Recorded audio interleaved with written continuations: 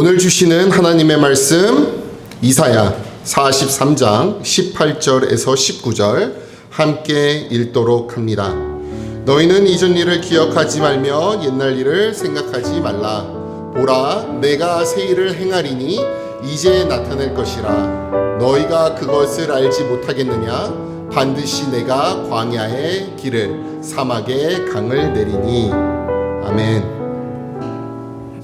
우리는 지난 몇 주 동안 다시 시작하시는 하나님이란 주제를 한 가지 주제만 붙들고 달려왔습니다. 여러분 다들 기억하시겠죠? 첫째 주에는 룻기 속에서 모든 것을 잃어버렸던 룻이 돌아감을 통해 새 이야기를 시작하는 모습을 보았습니다. 그리고 둘째 주에는 느헤미야가 무너진 성벽을 앞에 두고 절망하지 않고 하나님께서 주신 부담을 붙들고 일어나는 또 모습을 보았습니다. 그리고 지난주에는 예수님을 3번이나 부인한 베드로가 다시 주님 앞에 서서 주님, 제가 주님을 사랑하는 줄 주님이 아십니다라고 고백하며 새로운 부르심을 받는 그러한 장면을 함께 묵상했습니다. 우리도 세월이 흐르고 많은 일을 겪으며 새로운 것보다는 익숙한 것을 더 편하게 느낄 때가 있습니다. 제가 괌에 처음 왔을 때가 기억이 납니다. 벌써 한 14년 정도 됐는데요. 여러분들도 그렇게 생각하시는 분들 계실 줄 압니다. 미국의 대도시에 살다가 괌에 왔더니 불편한 게 한두 개가 아니었습니다. 너무 작고 할 것도 없고 답답하고 먹을 것도 마땅치 않고, 그래서 이 지역에 대한 이야기, 뭔가 불편한 게 떠오르면 그냥 불평으로 나왔습니다. 하루하루 그 불편함을 토로하며 살았습니다. 그런데 14년이 지난 지금은 나름 괌도 살만하네 라는 말이 입에서 나오기 시작했습니다. 연세가 있으신 분들은 이쯤 살았으면 인생이 다 그렇지 뭐. 교회도 그냥 흘러가는 거지. 뭐 새로워질 게 있겠나? 이런 생각을 하며 이런 마음을 슬그머니 갖곤 합니다. 하지만 하나님은 오늘도 우리에게 보라라고 말씀하십니다. 보라. 그냥 보는 게 아닙니다. 눈을 크게 뜨고 기대하고 주목해서 바라보라라는 뜻입니다. 오늘 이 시간 우리의 인생과 가정과 교회 속에서 여전히 새 일을 행하시는 하나님을 믿음의 눈으로 함께 바라보기를 소망합니다. 이사야 43장은 바벨론 포로기를 배경으로 합니다. 나라를 잃고 성전도 무너지고 하나님께 예배를 드리던 자리도 사라져버렸습니다. 우리 식으로 말하면 교회도 없어지고 내 집도 없어지고 일터도 다 무너져버린 그러한 상황입니다. 백성들은 이렇게 생각했겠지요. 우리에게 다시 기회가 있을까? 제가 몇 주 전에 자메이카의 허리케인 소식을 들려드렸습니다. 우리에겐 이미 잊혀진 이야기입니다. 그때도 잘 몰랐고 지금은 더더욱이나 관심이 없습니다. 그런데 그곳에 지금 봉사를 하러 가신 선교사님의 얘기를 들어보면 참혹하기 따름이 없습니다. 나아진 게 없습니다. 제가 사진 보여드렸죠. 교회가 있는데 교회가 지붕이 다 날아가 버렸어요. 집들은 다 무너져 버렸습니다. 가족들은 서로 잃어버린 가족들을 찾고 있고요. 아직도 그곳에서는 시체 썩은 내가 납니다. 잘 사는 나라가 아니기 때문에 복구가 쉽지 않습니다. 또 섬이기 때문에 모든 중장비가 들어가기가 쉽지 않습니다. 그 자메이카에 살고 있는 사람들은 아마도 이렇게 생각하겠지요. 우리에게 다시 기회가 있을까? 다윗의 영광, 솔로몬의 성전, 그런 건 다 옛날 얘기지. 이제는 그냥 포로로 늙어 죽겠지 뭐. 다 틀렸네. 그때 하나님이 이사야를 통해 이렇게 말씀하십니다. 너희는 이전 일을 기억하지 말며 옛날 일을 생각하지 말라.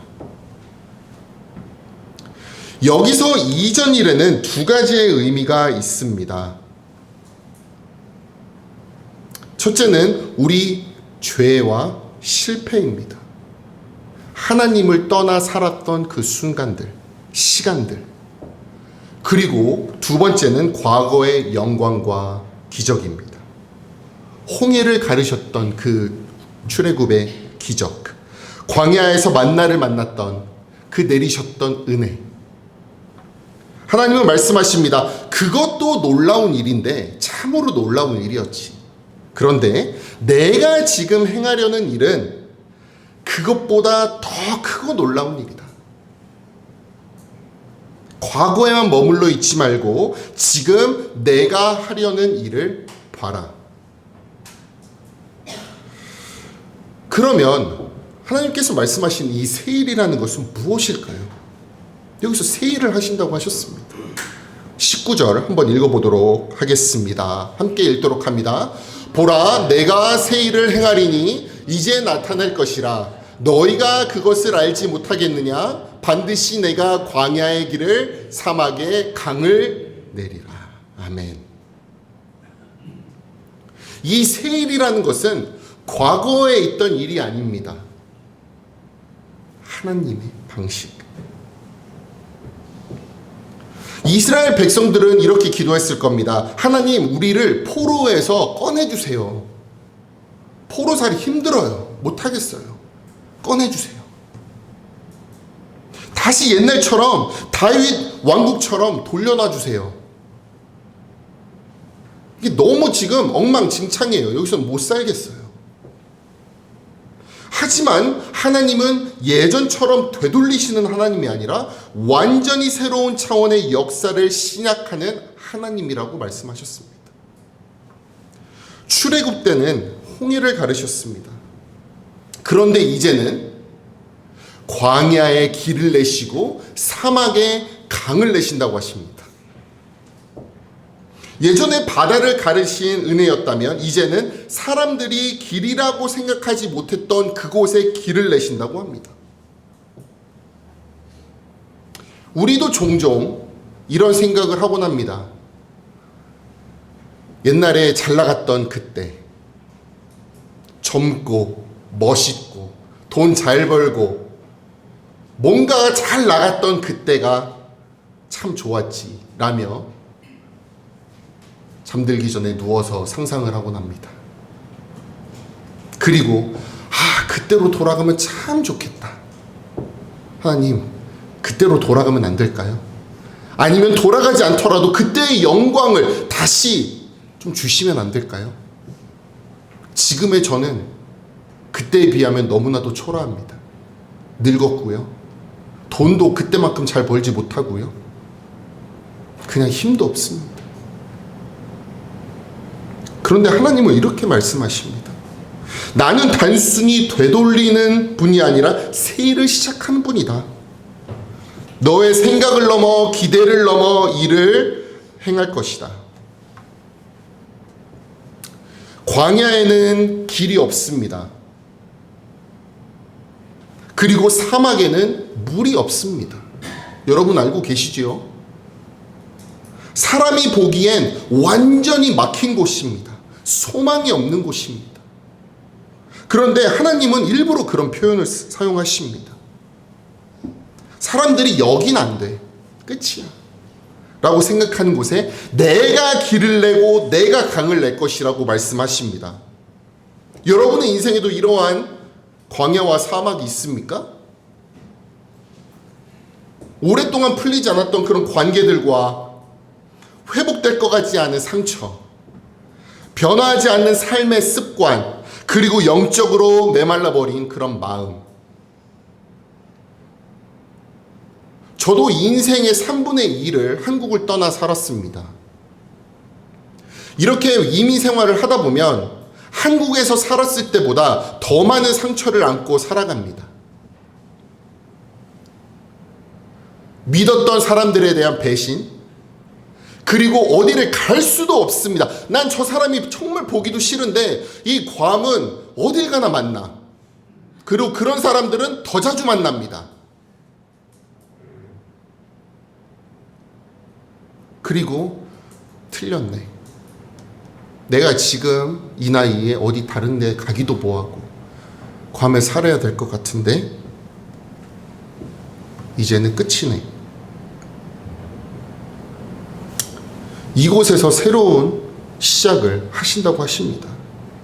이게 우리가 생각을 해보면 정말 말도 안 되는 이야기라고 느낄 수도 있습니다.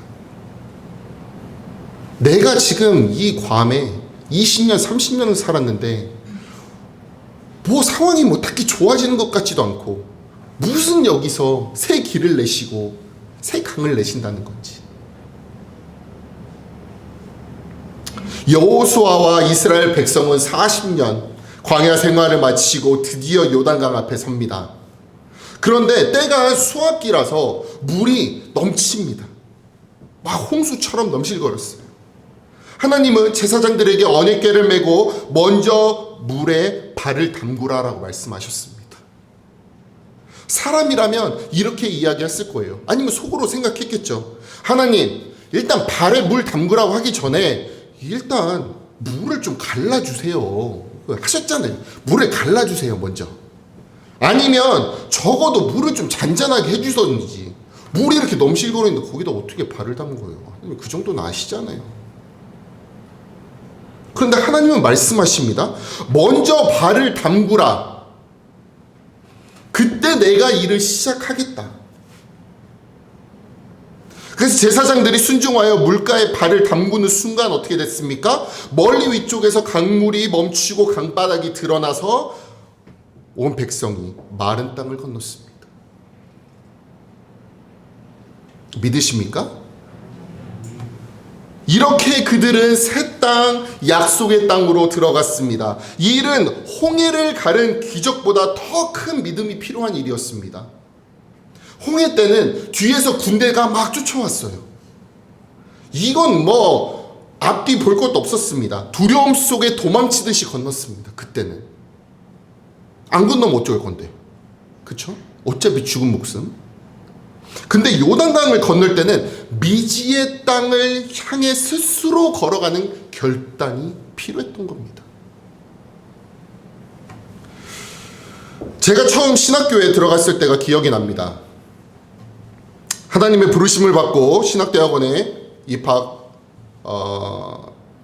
입학을 이제 허가를 받아놓고 이제 막상 현실로 다가와서 공부를 하려고 하니 못하겠는 거예요. 막 충만해서, 은혜 충만해서 야 이제 해야지 라고 결단하고 분명히 지원서 쓰고 기도를 하며 기도로 무장하고 이제 기다렸는데 막상 공부를 시작하려고 하니까 다음 주에 시작한대. 이제 못하겠는 거예요. 내가 지금 겪고 있는 이 수많은 일들과 도저히 시간도 안 될 것 같고 밤에 공부 못할 것 같고 잠은 자야 돼. 내가 또 8시간은 충분히 자야 활동이 가능한 사람인데 이게 되려나? 막 이런 별의별 생각이 다 드는 겁니다. 근데 공부한다고 또 목사님이 여기저기 다 얘기해 놓으셔가지고 이것도 안 할 수도 없고. 싱숭생숭했습니다. 그래서 어차피 뭐 하는 건데 몇 달 쉬다가 다음 학기에 해야겠다. 요 생각을 했습니다. 그런데 그때부터 기도를 할 때마다 하나님께서 그런 마음을 계속 주십니다. 더 이상 지체하지 마라. 네가 입학 원서를 쓰고 지우고 한 게 5년. 더 이상 지체하지 마라. 그래서 싫었습니다. 그 마음을 주신 하나님이 싫었습니다. 아니, 하나님 안 한다는 게 아니고 한다니까요. 하는데 조금만 기다려주세요. 마음의 준비가 필요합니다. 그런데 어쩌겠습니까? 순종하고 학교에 연락을 해서 이번 학기부터 시작하는 걸로 하겠습니다. 정정을 했습니다. 그런데 하나님이 어떻게 하셨습니까? 공부 시작하고 2달이 지났는데 이제 막 시작했어요. 그리고 2달이 지났는데 갑자기 학교에서 전에 없던 장학금을 만들어서 저에게 장학금을 줬습니다. 몇몇 분들은 알고 계실 거예요. 왜냐하면 목사님이 또 그것도 말씀하셨기 때문에. 학교를 막 시작했는데 일단 보여준 것도 없는데 장학금을 준 거예요. 이거 무슨 장학금이냐? 이러니까 이번에 생겼대. 근데 다음 학기부터 없어졌어, 그 장학금이. 정말 하나님의 은혜가 아닙니까?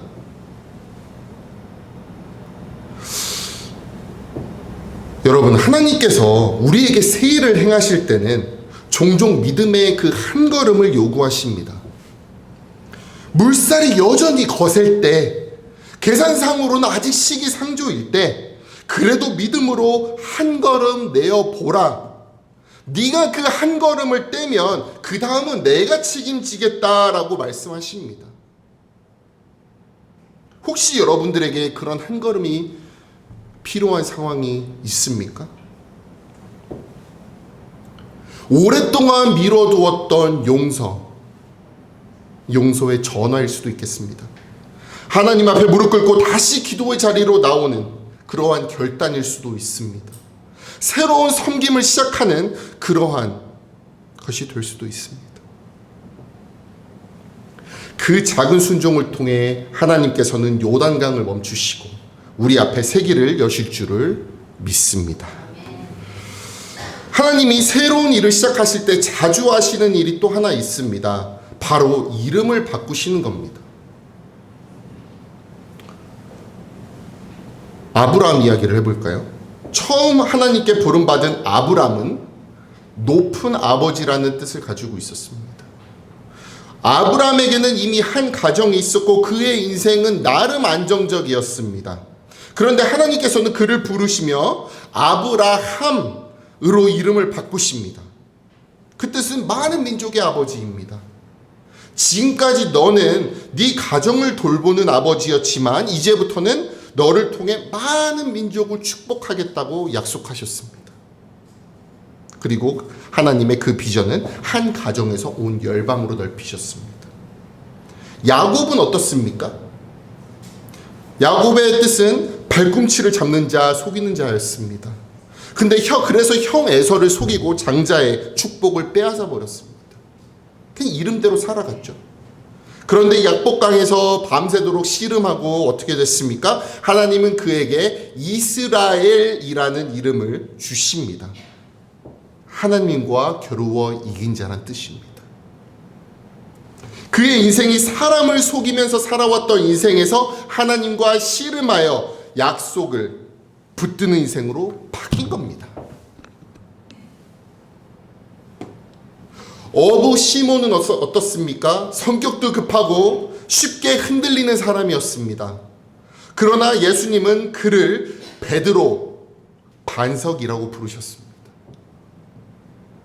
주님은 그의 연약함 너머에 있는 가능성을 보셨습니다. 너는 이제 흔들리는 갈대가 아니라 교회를 세울 반석이 될 것이다.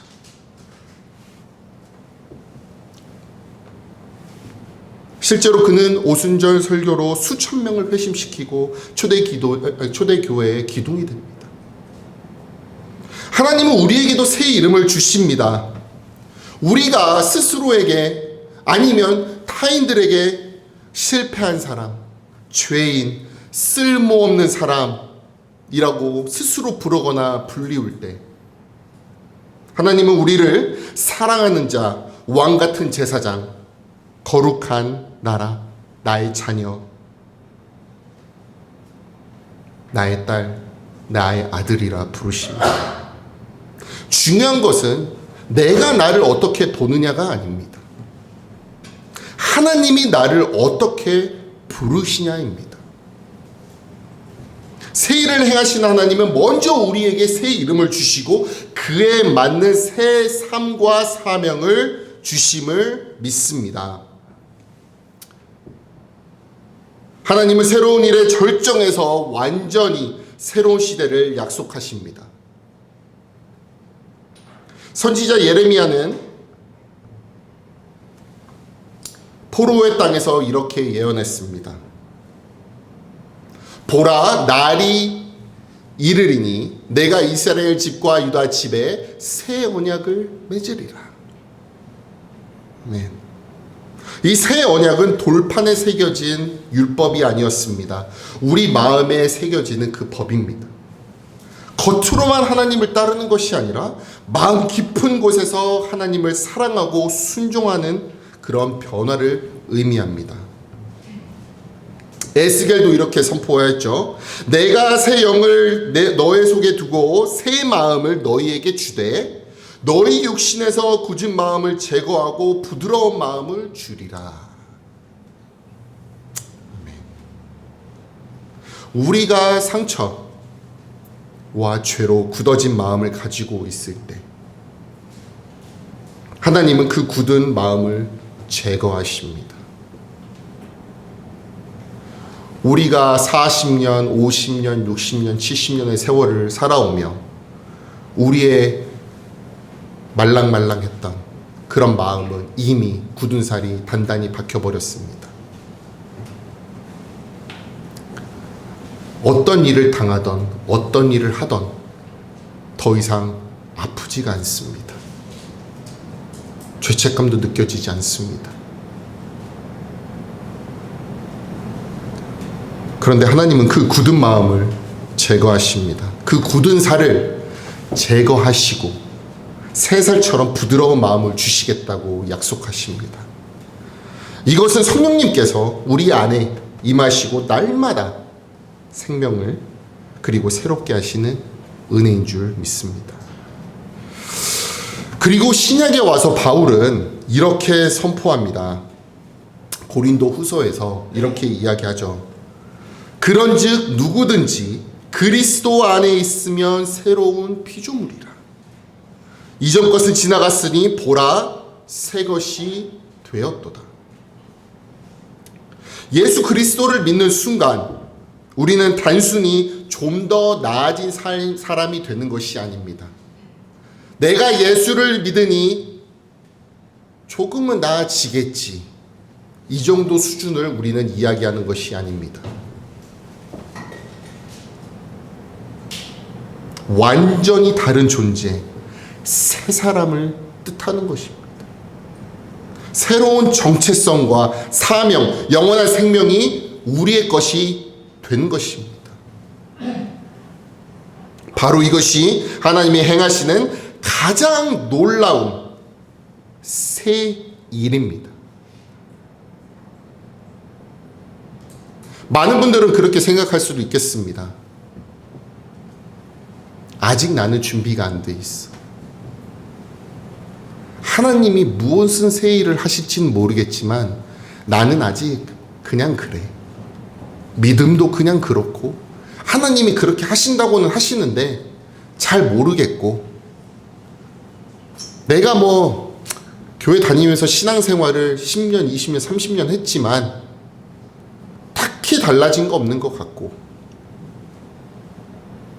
말씀을 들을 때는 뭐 그런가 보다 뭔가가 될 것 같은데 집에 가면 뭐 또 그냥 그렇고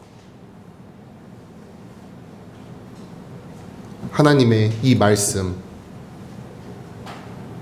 꼭 붙잡기 바랍니다. 꼭 붙잡으시기 바랍니다. 하나님께서는 여러분을 새 사람 만들길 원하십니다. 그냥 조금 나은 아유 저 권사님이 조금 사람이 나아졌네 옛날보다 저 집사님이 좋은 일 좀 하는 것 같아 이 정도의 수준을 우리는 이야기하는 것이 아닙니다. 여러분은 새 사람 되기를 하나님은 원하고 계십니다. 이 하나님의 말씀을 우리 삶에 적용해 보면 어떨까요? 오늘 본문에서 하나님은 이전 일을 기억하지 말라라고 하십니다. 이는 과거를 잊으라는 이야기가 아닙니다. 과거에 붙잡혀 살지 말란 얘기입니다. 나의 실패와 죄에 집착해서 스스로를 벌하는 것, 이거에서 못 벗어나는 분들 너무나도 많습니다.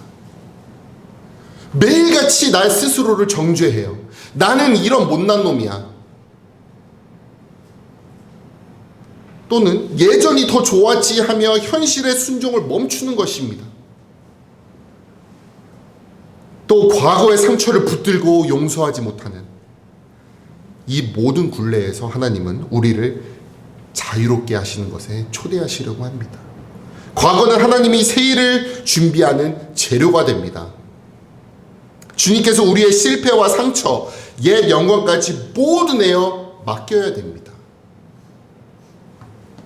하나님은 그것을 재료를 삼아 더 아름다운 이야기를 쓰시길 원하고 계십니다.